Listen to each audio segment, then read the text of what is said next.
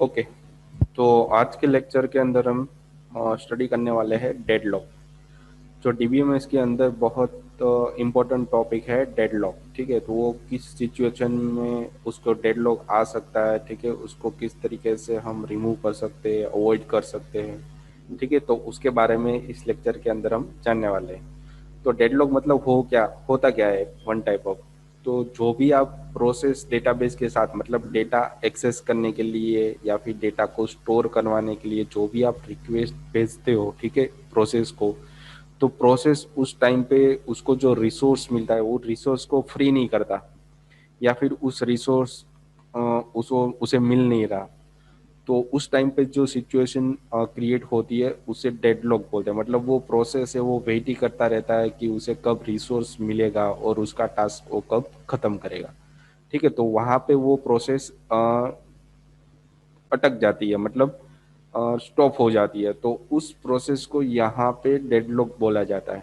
तो यहाँ पे डेडलॉक एग्जैक्टली होता क्या है, उसके कितने तरीके रहते हैं, ठीक है, और उसको किस तरीके से रिमूव किया जाता है उस सिचुएशन को, ठीक है, ट्रांजैक्शन के टाइम पे।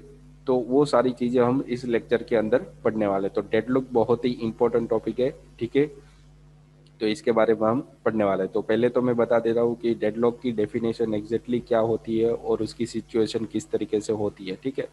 तो पहले हम चलते हैं कि डेडलॉक क्या है डीबीएमएस के अंदर। ठीक है, तो यहाँ पे लिखा हुआ है the deadlock is a condition where in two और more task are waiting for each other and in order to finish. मतलब जब पहला टास्क खत्म होगा, जब पहली प्रोसेस आपकी खत्म होगी, ठीक है, खत्म कब होगी, जब वो पहले रिसोर्स को फ्री करेगा तब। मतलब ये प्रोसेस वन आपकी मिली हुई है, ये प्रोसेस को खत्म करने के लिए उसको पहले रिसोर्स चाहिए, पर ये रिसोर्स के अंदर ऑलरेडी कोर ओई और प्रोसेस चल रही है। ठीक है, तो यहाँ पे क्या होगी, एक दूसरी प्रोसेस भी है, तो इस रिसोर्स को दूसरी प्रोसेस के साथ कंबाइन करवाना है, पर ये दूसरा रिसोर्स कभी फ्री नहीं हो रहा। तो ये प्रोसेस ही इसको टाइम नहीं दे पा रहा। मतलब ये सिचुएशन पूरी क्या चली जाती है कि वेट प्रोसेस में चली जाती है। तो यहाँ पे जो सिचुएशन क्रिएट होती है, ठीक है, उसी यहाँ पे डेडलॉक बोला जाता है। मतलब ये रिसोर्स कभी भी फ्री नहीं होने वाला, तो ये भी नहीं होने वाला फ्री रिसोर्स टू। तो रिसोर्स टू या वन दोनों में से कोई भी फ्री नहीं होगा, तो प्रोसेस वन और प्रोसेस टू को कभी भी टाइम ही नहीं मिलेगा। कभी टाइम नहीं मिलेगा तो ये प्रोसेस को डेडलॉक बोला जाए, मतलब ये इन्फिनिटी में चली जाती है, उसे यहाँ पे डेडलॉक बोला जाता है। ठीक है, फिर यहाँ पे वो लिखा है कि but none of the task willing to give up the resource. मतलब दोनों में से कोई भी एक प्रोसेस अपना टास्क खत्म करने के लिए उसे छोड़ नहीं रही है। ठीक है, तो इस प्रोसेस को यहाँ पे डेडलॉक बोला जाता है। In this situation no task ever get finish. मतलब इसमें से कोई भी प्रोसेस आपकी खत्म नहीं होगी, कोई भी टास्क आपका खत्म नहीं होगा, और वो जो भी प्रोसेस सारी रहती है वो सारी वेटिंग प्रोसेस में चली जाती है फॉर एवर के लिए। ठीक है, तो इस सिचुएशन को यहाँ पे डेडलॉक बोला गया है। ठीक है, तो उसकी डेफिनेशन यहाँ पे आपको दी गई है कि डेडलॉक एग्जैक्टली होता क्या है, किस वे से आपको प्रेजेंट करना होता है, किस तरीके से वो बिगिन होता है। ठीक है, तो यहाँ पे दिखाया हो कि process P1 hold resource R2। मतलब आपकी जो P1 प्रोसेस है, मतलब ये P1 है, उसने रिसोर्स 2 को रोका हुआ है। एंड R2, मतलब जो R2 प्रोसेस है उसको रिक्वायर किया हुआ है प्रोसेस 2 ने।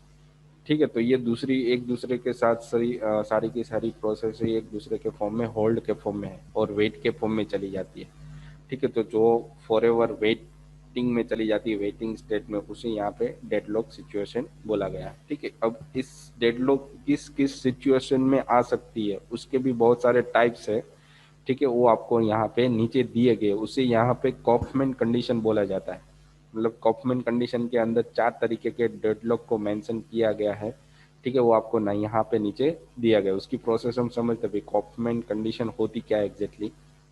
तो Kauffman started for condition for a deadlock occurrence. मतलब किसी भी तरीके का कोई भी डेडलॉक आए तो उसको 4 पार्ट्स के अंदर उसने अ, अलग किया हुआ है। तो डेडलॉक में भी occur if all the following condition hold true. मतलब ये सारी कंडीशन आपकी नीचे की सारी कंडीशन ट्रू हो रही है तभी आपकी डेडलॉक कंडीशन आ सकती है। ठीक है, तो पहली प्रोसेस यहाँ पे है कि म्यूचुअल एक्सक्लूजन कंडीशन। ठीक है, उसके अंदर दिया गया है there must be at least one resource, मतलब उसके पास एटलीस्ट एक रिसोर्स तो होगा ही, that can not be used by more than one process at time, जो एक से ज़्यादा कभी भी प्रोसेस एक टाइम पे नहीं करता। मतलब उसके पास ऑलवेज एक रिसोर्स के पास एक ही प्रोसेस रहेगी, एक से ज़्यादा प्रोसेस उसके पास कहीं नहीं होती, कभी नहीं होती, तो उसे यहाँ पे म्यूचुअल एक्सक्लूजन कंडीशन कहा जाता है। ठीक है, उसके बाद है कि होल्ड एंड वेट कंडीशन।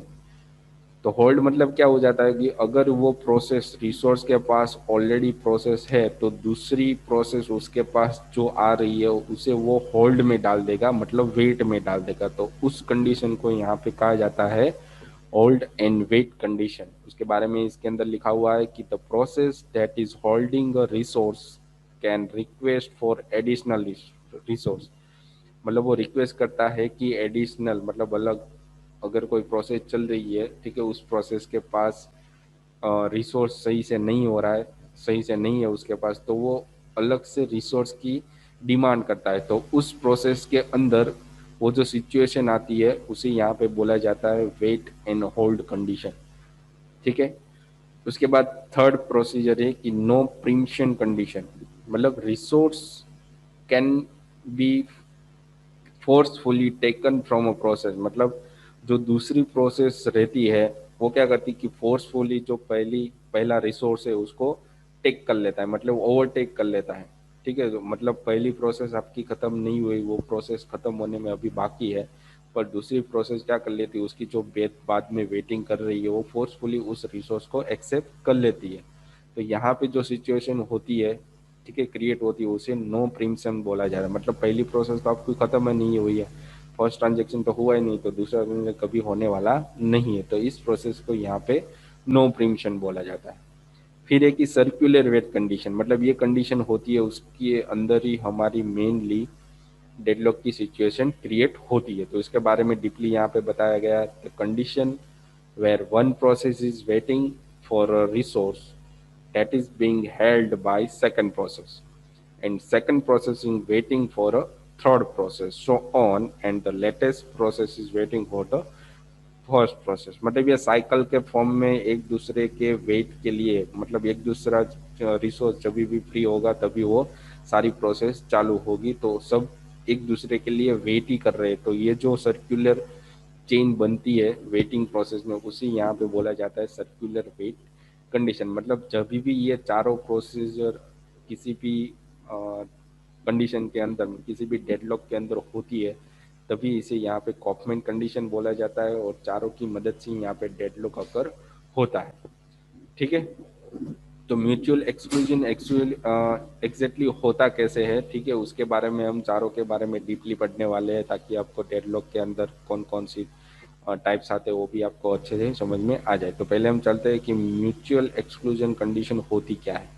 तो उसके बारे में यहाँ पे आपको एक डायग्राम भी दिया गया है कि यहाँ पे आपको एक प्रोसेस, एक रिसोर्स को एक प्रोसेस अलॉट की जाती है। ठीक है, तो यहाँ पे उसके बारे में लिखा है that there should be a resource that can only be held by one process at a time, मतलब एक टाइम पे एक ही प्रोसेस एक रिसोर्स को दी गई है। ठीक है, in the diagram below there is a single instance of resource R1 and it is held by process P1। मतलब यहाँ पे हमें एक ही रिसोर्स दिया गया है R1, और उसको एक ही प्रोसेस के द्वारा अलोकेट, मतलब होल्ड किया गया, मतलब जो रिसोर्स हमारा है, ठीक है, उसके अंदर प्रोसेस हमारी P1 नाम की चल रही है, जब तक वो खत्म नहीं हो जाएगी, ठीक है, तब तक ये दूसरी प्रोसेस रिसोर्स को नहीं मिलती। मतलब रिसोर्स है तब तक वो वेट करता है जब तक इसको दूसरी कोई प्रोसेस P1 P2 नहीं मिलती। तो ये हमारी फर्स्ट कंडीशन हो गई म्यूचुअल एक्सक्लूजन। ठीक है, उसके बाद आ जाता है कि होल्ड एंड वेट। ठीक है, तो यहाँ पर भी आपको एक डायग्राम के अंदर दिया गया है कि हमारा जो फर्स्ट प्रोसेस P1 है उसको एक रिसोर्स दिया गया था R1, और उसी को सेम टाइम पर रिसोर्स टू भी दिया गया है। क्यों? क्योंकि सेम टाइम पर उसको जो रिसोर्स दिया गया है उसके अंदर उसकी प्रोसेस सही से नहीं आ रही है, मतलब एक अलग से उसको रिसोर्स देना पड़ेगा। मतलब R2 नाम का मैंने उसको वापिस से दूसरा रिसोर्स अलोकेट करवाया। अब इस सिचुएशन के अंदर वो कौन सा रिसोर्स को पहले फ्री करता है, ठीक है, तो उसके बाद ही क्या करता है कि रिसोर्स 3 को वो प्रोसेस आगे बढ़ाएगा। ठीक है, तो ये यहाँ पे क्या हो जाता है कि वन टाइप ऑफ एक चेनिंग बनती है, पर कौन से रिसोर्स को वो कंप्लीट करेगा पहले वो हमें पता नहीं है। ठीक है, तो वो चीज को यहाँ पे क्या बोलते हैं, होल्ड एंड वेट। तो यहाँ पे लिखा गया the process can hold multiple resource and still request for more resource from other process which are holding them. मतलब जो भी अदर प्रोसेस उसको होल्ड करके बैठी हुई है, उसको प्रोसेस करने के लिए और उसको रिसोर्स की जरूरत पड़ती है। ठीक है, तो उस सिचुएशन को यहाँ पे कहा जाता है होल्ड एंड वेट।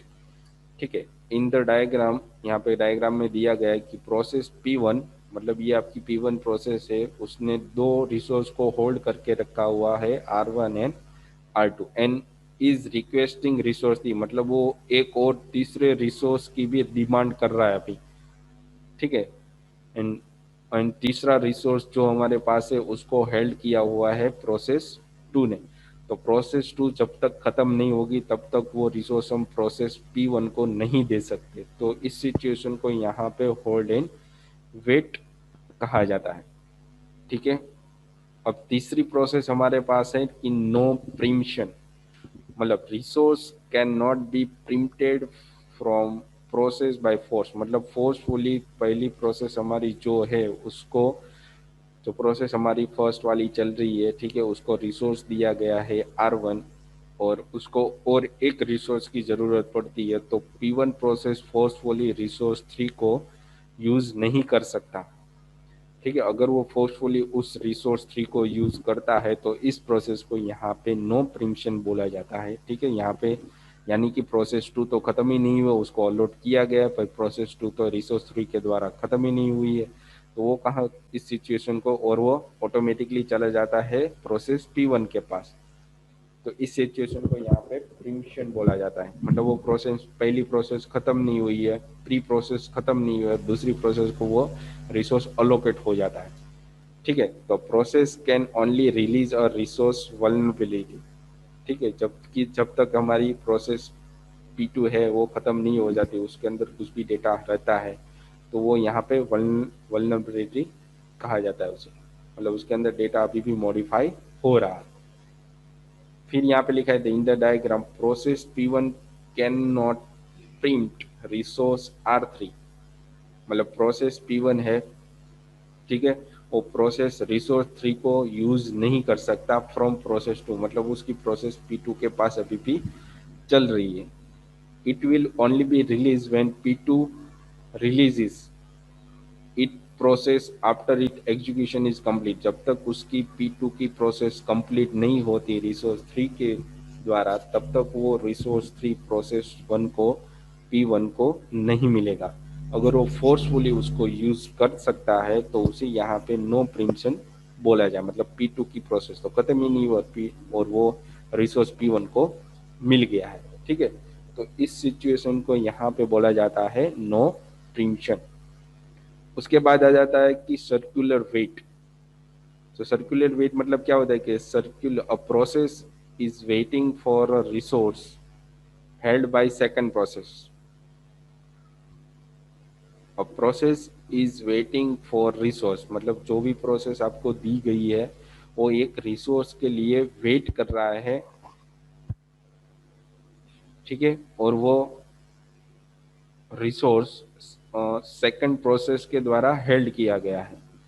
ठीक है, तो एक प्रोसेस है वो वेट कर रही है रिसोर्स के लिए, और दूसरी प्रोसेस क्या हो रही है, उस रिसोर्स को होल्ड किए हुआ है। ठीक है, फिर which is waiting for the resource held by the third process, मतलब ये हमारी जो प्रोसेस पड़ी हुई है वो थर्ड प्रोसेस के द्वारा उसको रिसोर्स के द्वारा होल्ड किया गया है टिल द लास्ट प्रोसेस, जब तक हमारी लास्ट प्रोसेस खत्म नहीं होती रिसोर्सेज के द्वारा।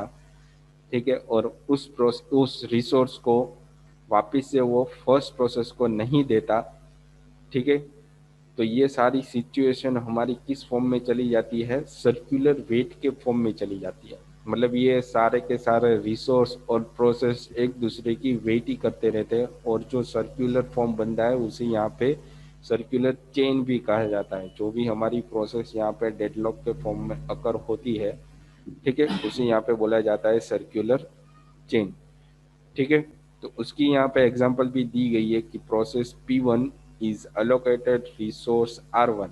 मतलब प्रोसेस P1 हमारी जो प्रोसेस है वो रिसोर्स R1 के थ्रू अलोकेटेड की गई है, and it is requesting resource R2, और ऑल्सो रिक्वेस्टिंग रिसोर्स 2 के लिए भी वो रिक्वेस्ट कर रहा है, मतलब डिमांड कर रहा है मुझे ये रिसोर्स की भी जरूरत यहाँ पे पड़ने वाली है। तो इस सिचुएशन को यहाँ पे सर्कुलर वेट कहा जाता है। मतलब वो एक लूप के अंदर चली जाती है, मतलब जब तक वो एक प्रोसेस खत्म नहीं होती तब तक वो दूसरी रिसोर्स को फ्री नहीं करता, वो दूसरी रिसोर्स जब तक उसकी टास्क खत्म नहीं करता तब तक वो दूसरी प्रोसेस को डेटा नहीं दे सकता, एक्सेस नहीं कर सकता। तो इस प्रोसेस को यहाँ पे सर्कुलर वेट भी कहा जाता है। तो इस 4 तरीके से डेडलॉक को हम देख सकते हैं भाई, इस तरीके से डेडलॉक अकर हो सकता है, और उसे यहाँ पे बोला जाता है कफमैन कंडीशन। ठीक है, तो कफमैन कंडीशन यहाँ पे 4 तरीके से होती है: mutual exclusion, hold and wait, no preemption and circular wait condition. ठीक है, तो चारों के बारे में मैंने आपको थोड़ी सी एक्सप्लेनेशन दी हुई है। ठीक है, इसको अच्छे से समझ लेना। और ज़्यादा आपको इसके बारे में इंक्वायरी चाहिए तो नेट पर से आप अच्छे से उसके बारे में स्टडी कर सकते हैं। ठीक है, उसका कॉन्सेप्ट ही समझना होता है ताकि आपको अच्छे से समझ में आ जाए कि डेडलॉक होता क्या है एग्जैक्टली। अब डेडलॉक आ तो रहा है, पर इसको अब दूर करने के लिए, मतलब रिमूव करने के लिए उन लोगों ने पहले तो डेडलॉक फाइंड करना, उसकी एल्गोरिदम लिखनी पड़ती है। तो डेडलॉक कहाँ पे आया और किस तरीके से आया है उसको फाइंड करने के लिए उसकी टेक्निक को यहाँ पे बोला जाता है डेडलॉक डिटेक्शन। ठीक है, तो डेडलॉक डिटेक्शन यहाँ पे 2 तरीके से दिया गया है। डेडलॉक या आने ही न दो, ठीक है, आने ही मत दो, ऐसा एल्गोरिदम आप बनाओ, या फिर दूसरा डेडलॉक आ रहा है, प्रोसेस आ रही है, तो उसको किस तरीके से अवॉइड कर सकते हैं। तो उसके भी बहुत सारे अलग अलग टाइप्स दिए गए हैं। ठीक है, तो पहले तो हम देख लेते भी डेडलॉक डिटेक्शन किस तरीके से वर्क होता है, उसके अंदर फिर कितने पार्ट्स है उसके बारे में देखने वाले हैं। ठीक है, तो यहाँ पे लिखा हुआ है the resource scheduler can detect a deadlock. मतलब जो भी जिस प्रोसेस को या जिस रिसोर्स को काम दिया गया है, जो प्रोसेस दी गई है, अगर वो प्रोसेस उस टाइम पे खत्म नहीं हो रही है तो क्या होता है कि एक शेड्यूलर होता है जो डिटेक्ट करता है कि वो प्रोसेस अगर खत्म नहीं हो रही तो उसको वो डेडलॉक के अंदर ऐड कर देगा। मतलब वो शेड्यूलर डिटेक्ट कर लेगा कि ये सिचुएशन, ये प्रोसेस है हमारी डेडलॉक के अंदर जाने वाली है। ठीक है, वो ट्रैक कर लेता है। तो यहाँ पे लिखा होता है रिसोर्स शेड्यूलर, मतलब रिसोर्स के अंदर जो भी शेड्यूल किया गई हो, प्रोसेस शेड्यूल की गई है उस टाइम पे खत्म नहीं हो रही है तो उस प्रोसेस को वो एज अ डेडलॉक डिटेक्ट कर लेगा, and it keeps track of all resource. मतलब उसके बाद जो भी रिसोर्स है उसके सारे के सारे रिकॉर्ड वो अपने पास रखता है।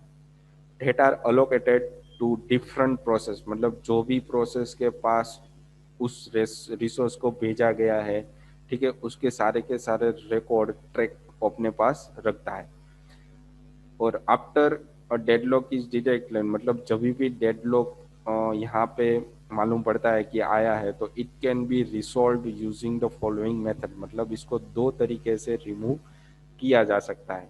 तो उसकी दोनों तरीके यहाँ पे दिए गए हैं कि डेडलॉक प्रिवेंशन और दूसरा है डेडलॉक अवॉइडेंस। ठीक है, तो डेडलॉक प्रिवेंशन के अंदर होता क्या है, तो all the process involve in deadlock are terminated. मतलब डेडलॉक प्रिवेंशन के अंदर जो भी प्रोसेस डेडलॉक के अंदर जा रही है वो सारी की सारी टर्मिनेट की गई है, मतलब टर्मिनेट हो जाती है ऑटोमेटिकली अगर वो डेडलॉक प्रिवेंशन के अंदर गया है तो। This is not good approach as all the progress made by the process is digital. मतलब जो भी अभी तक की प्रोसेस हुई है वो सारी की सारी क्या हो जाएगी, रिमूव हो जाएगी। मतलब वो फर्स्ट से उसे सारी प्रोसेस स्टार्ट करनी पड़ती है। मतलब समथिंग 1-2 मिनट का टास्क उसका जो रिसोर्स और शेड्यूलर जो भी प्रोसेस उसको मिली है वो सारी की सारी उसकी रिस्टार्ट हो जाएगी सारी प्रोसेस। तो उसे यहाँ पे ये जो डेडलॉक है हमारा डेडलॉक प्रिवेंशन वो गुड अप्रोच नहीं है। ठीक है, डेडलॉक को रिमूव करने के लिए। और दूसरी प्रोसेस हमें दी गई है डेडलॉक अवॉइडेंस। तो डेडलॉक अवॉइडेंस के अंदर क्या होता है, तो resource can be preempted from some process and given to others till the deadlock is resolve. मतलब डेडलॉक जब तक खत्म नहीं होता तब तक उस प्रोसेस को किसी दूसरे रिसोर्स को दिया गया है, मतलब उस प्रोसेस को दूसरे रिसोर्स को दिया जाता है, जिसकी मदद से हमारा जो भी प्रोसेस है वो वेट में भी नहीं जाता और उस प्रोसेस को टाइम पे ख़त्म भी किया जा सकता है। मतलब डेडलॉक जब भी आया है तो उसको ख़त्म करने के लिए थोड़ा टाइम लग जाता है रिसोल्व करने के लिए, ठीक है। और उस रिसोर्स के अंदर जो भी प्रोसेस आ रही है, ठीक है, उसको डाइवर्ट किया जाता है दूसरे प्रोसेस मतलब दूसरे रिसोर्स के पास, ठीक है, ताकि हमारी जो डेडलॉक की सिचुएशन आती है वो रिसोल्व भी हो जाए और हमारी प्रोसेस के अंदर जो भी टास्क परफॉर्म हो रहा है वो भी डिले ना हो, ठीक है। तो डेडलॉक अवॉइडेंस ज़्यादा बेटर है डेडलॉक प्रिवेंशन से, ठीक है। अब डेडलॉक प्रिवेंशन के अंदर भी दो टाइप्स दिए गए हैं, उसके बारे में भी मैं आपको बता रहा हूँ। तो डेडलॉक प्रिवेंशन कब आता है और उसको किस तरीके से हैंडल किया जाता है, तो उसके लिए भी यहाँ पे दो प्रोसीजर आपको दी गई है, ठीक है। तो यहाँ पे फर्स्ट ऑफ ऑल है कि deadlock prevention, it is imperative to prevent a deadlock before it can occur. मतलब जब भी हमारी डेडलॉक की सिचुएशन आती है, ठीक है, उससे पहले ही डेडलॉक के अंदर इस प्रिवेंशन को पता चल जाता है कि डेडलॉक अभी इस सिचुएशन के अंदर आया है तो उसको किस तरीके से रिमूव किया जाता है, ठीक है। फिर है कि जो सिस्टम रिगोरसली हमारी जो भी सिचुएशन है और जो भी हमारी ट्रांजैक्शन एग्जीक्यूट हो रही है, ठीक है, वो ट्रांजैक्शन को ख़त्म करने के लिए हमें क्या करना पड़ता है कि जो भी हमारी ट्रांजैक्शन चल रही है उसको स्टेप बाय स्टेप एग्जीक्यूट किया जाए। मतलब जो भी हमारी टास्क है और रीड होती है उसके अंदर ट्रांजैक्शन से माइनस होती है और वापस वो हमारे ट्रांजैक्शन की मदद से राइट हो जाती है, ठीक है। तो हमारे जो फर्स्ट ट्रांजैक्शन है उसके में से डेटा माइनस होता है और परमानेंटली जिसके अंदर भी हमें ट्रांसफ़र करना होता है उसके अंदर वापस से वो डेटा रीड करेगा, उसके अंदर प्लस करेगा और वापस से ऐड कर देगा, ठीक है। तो जो भी ट्रांजैक्शन हो रही है वो ट्रांजैक्शन अगर सही से नहीं हो रही है, कहीं पर भी रुकी हुई है, तो इस सिचुएशन को वो डेडलॉक के अंदर ट्रांसफ़र कर देगा, ठीक है। और उसके बाद यहाँ पे दिया गया था कि if there is an even chance that the transaction may lead to deadlock, मतलब कभी भी हमारी जो भी ट्रांजैक्शन है वो डेडलॉक के अंदर आ रही है, लीड हो रही है, तो it is never allowed to execute, मतलब वो ट्रांजैक्शन कभी भी एग्जीक्यूट नहीं होगा। वहीं से ही वो क्या कर देगा कि वेट प्रोसेस के अंदर चला जाता है, मतलब वो क्या कर देगा जो भी हमारी ट्रांजैक्शन है वहीं से ख़त्म कर देगा और हमें नए तरीके से ट्रांजैक्शन वापस से करना पड़ेगा। तो ये सिचुएशन को यहाँ पे डेडलॉक प्रिवेंशन कहा जाता है, ठीक है। फिर यहाँ पे लिखा है कि there are some deadlock prevention scheme that are use time step, मतलब वो टाइम का इन ऑर्डर के फॉर्म में यूज करता है, जिसकी मदद से अगर वो प्रोसेस वेट के फॉर्म में जा रही है, मतलब वो थोड़ा टाइम ले रही है, ठीक है, 2 या 5 सेकंड से ज़्यादा ले रही है, तो उस सिचुएशन मतलब उस रिसोर्स को वो डाई के अंदर ऐड करवा देगा, ठीक है। ये एक प्रोसेस है उसकी वेट एंड डाई स्कीम, मतलब जो भी प्रोसेस उसको मिल रही है, ठीक है, उसको डाई के अंदर वो ऐड कर देगा। दूसरी प्रोसेस है यहाँ पे वाउंड एंड वेट, मतलब जो भी डेटा उसको मिला है, जो भी ट्रांजैक्शन उसकी डेडलॉक के अंदर गई हुई है, उसको क्या करेगा वो पहले तो ढूंढेगा भी कहाँ से उसको डेडलॉक अगर हो रहा है, मतलब कौन से ट्रांजेक्शन में, मतलब सेंडर की साइड से हो रहा है या फिर क्लाइंट की साइड से हो रहा है, तो उसको वो पहले फाइंड करेगा और जहां पर भी प्रोसेस उसकी डेडलॉक के अंदर जा रही है उसे वो वेट के अंदर डाल देगा। मतलब वाउंड और वेट दूसरा तरीका हमारा है डेडलॉक को प्रिवेंट करने के लिए, वाउंड और वेट, और फर्स्ट है हमारा वेट एंड डाई। तो ये हमारी डेडलॉक प्रिवेंशन हो जाती है, ठीक है। प्रिवेंशन के अंदर हमारे जो भी डेडलॉक सिचुएशन आती है, जो भी ट्रांजेक्शन आता है, वो सारा डायरेक्टली खत्म ही हो जाता है, ठीक है, उसको आगे प्रोसेस को करने नहीं देता।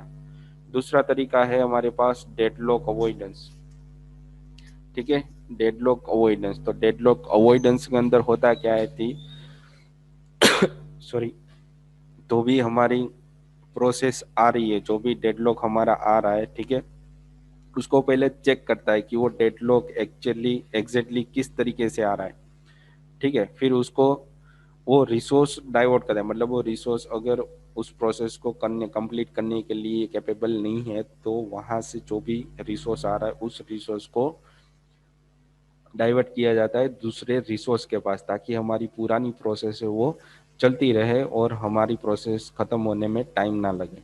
ठीक है। और जो प्रोसेस के अंदर जो रिसोर्स के अंदर डेडलॉक आया है उसे वो रिसोल्व भी करने लगता है द अदर हैंड से। ठीक है। तो यहाँ पे उसके बारे में बताया गया था, it is better to avoid a deadlock rather than take measure after the deadlock has occurred. मतलब जब डेडलॉक हमारे पास आता है तो उसको वो क्या कर लेता है कि नाप लेता है भाई किस तरीके से हमारे पास डेडलॉक आने वाला है। ठीक है। फिर उसके बाद वो क्या करता है कि वेट फॉर अ ग्राफ, मतलब जो भी हमें ग्राफ दिया गया है, ठीक है, उसकी मदद से वो डेडलॉक दूर करने की कोशिश करेगा। अगर डेटाबेस के पास बहुत ही कम टाइम रहता है तो उस डेडलॉक को क्या करेगा कि डेडलॉक अवॉइडेंस में से वो डेडलॉक प्रिवेंशन के अंदर डालता है, मतलब वो उस डेडलॉक को खत्म ही कर देता है, उसको सॉल्व करने की वो कोशिश नहीं करता। फिर यहाँ पे लिखा गया है this is only useful for smaller data, मतलब जब भी आपके पास स्मॉल डेटा रहेगा तभी आप इस तरीके की कॉम्प्लेक्स अवॉइडेंस को यूज कर सकते हो। और लार्ज डेटाबेस के अंदर ऑलवेज डेडलॉक प्रिवेंशन ही चलता है। अगर आपके पास स्मॉल डेटाबेस है तो उसके अंदर ही वो डॉट डेडलॉक अवॉइडेंस की प्रोसेस को हैंडल कर सकता है। बहुत ज़्यादा आपके पास डेटाबेस है तो उसके अंदर आपकी प्रोसेस क्या रहती है कि जो भी कॉम्प्लेक्स डेटा रहता है उसको वो सिंपली क्विट ही कर देता है। ठीक है। मतलब डेडलॉक प्रिवेंशन ही हो जाता है उसके अंदर। फिर डेडलॉक अवॉइडेंस के अंदर भी वेट फॉर ग्राफ, मतलब जब तक उसको उस रिसोर्स का टाइप नहीं मिलता तब तक उसके लिए वो वेट करता है। तो उसके लिए उन लोगों ने यहाँ पे प्रोसेस दी गई है, a wait for graph show the relationship between resource and transaction. मतलब वेट फॉर ग्राफ है वो क्या करता है कि रिसोर्स और ट्रांजेक्शन के बीच में जो भी रिलेशन बन रहा है उन दोनों के बीच में एक रिलेशनशिप बनता है। ठीक है। उसको किस तरीके से हैंडल करना है वो रिसोर्स और ट्रांजैक्शन मेंटेन करते हैं। फिर यहाँ पे लिखा गया था इफ ट्रांजैक्शन रिक्वेस्ट रिसोर्स, मतलब किसी भी तरीके का कोई भी ट्रांजैक्शन रिक्वेस्ट करता है रिसोर्स के लिए और वो ऑलरेडी होल्ड किया गया है, if it is already hold a resource, और जो रिसोर्स के लिए जिस रिसोर्स के लिए होल्ड किया गया है जिसकी डिमांड कर रहा है वो ऑलरेडी होल्ड है।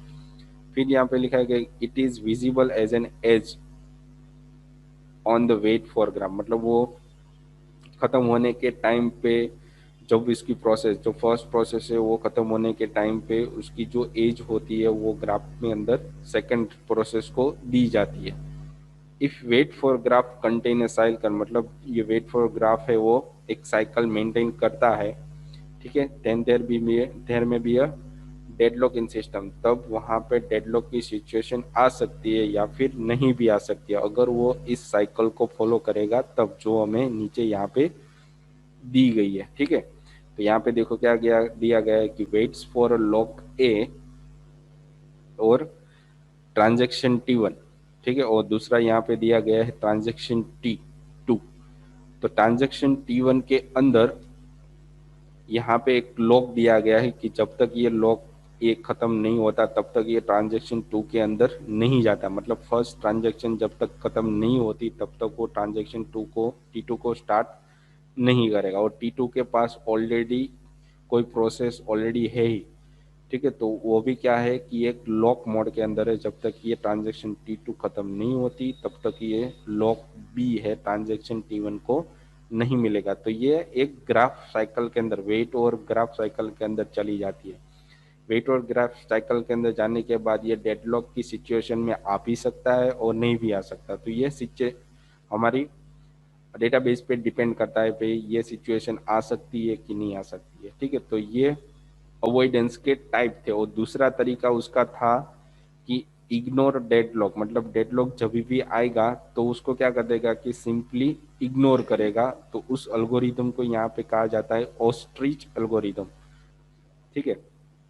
तो यहाँ पे बताया गया कि ostrich algorithm means that the deadlock is simply ignore, मतलब जब भी डेडलॉक ऑस्ट्रिच एल्गोरिदम के अंदर आता है तो उसको क्या कर देता है कि सिंपली इग्नोर करता है। It is assume that it will never be occur, मतलब ये कभी भी डेडलॉक इसके अंदर आया ही नहीं है, मतलब हुआ ही नहीं है, इस तरीके की वो सिचुएशन क्रिएट करता है।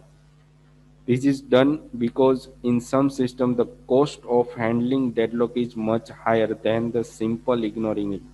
मतलब डेडलॉक के अंदर, किसी सिचुएशन के अंदर डेडलॉक को हैंडल करने के लिए बहुत ही ज़्यादा हाई कॉस्ट की ज़रूरत पड़ती है, जबकि जबकि उसको इग्नोर करने के लिए ऐसी सिचुएशन बहुत ही रेयर केस में आती है। ज़्यादातर तो उसको हैंडल ही करना पड़ता है कि किस तरीके से डेडलॉक को रिमूव किया जा सकता है, ठीक है, क्योंकि उसकी ट्रांजैक्शन वहाँ पे बीच में रुकी हुई होती है, उस ट्रांजैक्शन को कंप्लीट करना होता है। अगर वो ट्रांजैक्शन कंप्लीट नहीं हो तो बीच में किसी भी तरीके की प्रॉब्लम आ सकती है किसी दूसरे ट्रांजैक्शन के अंदर, ठीक है। और इग्नोरिंग, जो डेडलॉक इग्नोर है वो बहुत ही रेयर केस के अंदर आ सकता है, क्योंकि वो ट्रांजैक्शन बहुत ही स्मॉल होती है या फिर उसके अंदर बहुत ही कम डेटा रहता है, ठीक है, तभी उसी टाइम पे वो इग्नोर डेडलॉक हो सकता है। और उस एल्गोरिदम को यहाँ पे ऑस्ट्रिच एल्गोरिदम के नाम पे कहा जाता है, बोला जाता है, ठीक है। फिर उसके बारे में यहाँ पे है कि जो so it is simply assume that the deadlock will never occur, मतलब ऑस्ट्रिच एल्गोरिदम के अंदर बहुत ही रेयर केस में ये सिचुएशन आती है, इसलिए उसको यहाँ पे डेडलॉक आता ही नहीं है, इस तरीके से बोला जाता है। एंड सिस्टम इज रिबूटेड, अब अगर वो आ भी गया है, डेडलॉक आ रहा है, ठीक है, ऑस्ट्रिच एल्गोरिदम के अंदर, तो वो सिस्टम को ऑटोमेटिकली रिबूटेड कर देगा, मतलब जितनी भी ट्रांजेक्शन आपने की है वो सारी की सारी वापस रिपीट हो जाएगी, मतलब वो वापस आपको करनी पड़ेगी, ठीक है। तो ये सारे डेडलॉक के टाइप्स थे, ठीक है। तो डेडलॉक अवॉइडेंस के अंदर भी दो टाइप थे, वेट फॉर ग्राफ और दूसरा था इग्नोर डेडलॉक। और प्रिवेंशन के अंदर भी दो टाइप्स थे, wait and die, wound and wait scheme. तो ये डेडलॉक को डिटेक्शन के टाइम पे हमें डेडलॉक डिटेक्शन इस तरीके से हो सकता है, ठीक है, और इस तरीके से हम उसे रिमूव कर सकते हैं या फिर हैंडल कर सकते हैं, ठीक है। डेडलॉक किस किस तरीके से आ सकता है वो यहाँ पे हमने पढ़ा। तो ये डेडलॉक का टॉपिक था जो डीबीएमएस के अंदर बहुत ही यूज़ होने वाला है, ठीक है, आगे इसकी इसकी आपको ज़रूरत पड़ने वाली है, ठीक। तो जैसे ही हमारा लेक्चर ख़त्म हो रहा है तो लेक्चर के रिगार्डिंग यहाँ पे आपको 3 क्वेश्चन दिए गए हैं जो आपको सबमिट करवाने रहेंगे आपके RNWIT एप्लीकेशन के अंदर, जिसकी मदद से आपकी अटेंडेंस वहाँ पे हो जाएगी, ठीक है। तो आज का लेक्चर के लिए इतना ही था। Thank you.